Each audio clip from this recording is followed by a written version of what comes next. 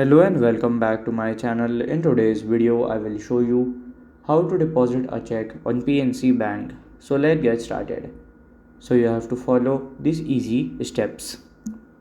So first, you have to log in into your bank app and download it. Then you have to go into a check section and then you have to click on deposit on the app.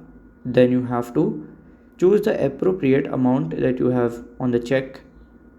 Then you have to confirm or enter the check amount. Then you have to capture the image there. Then you have to review and confirm the transaction, and then it will be done. So this is how to deposit a check on PNC Bank. And if you find this video helpful, make sure you like, subscribe and share the video. Thank you for your watching.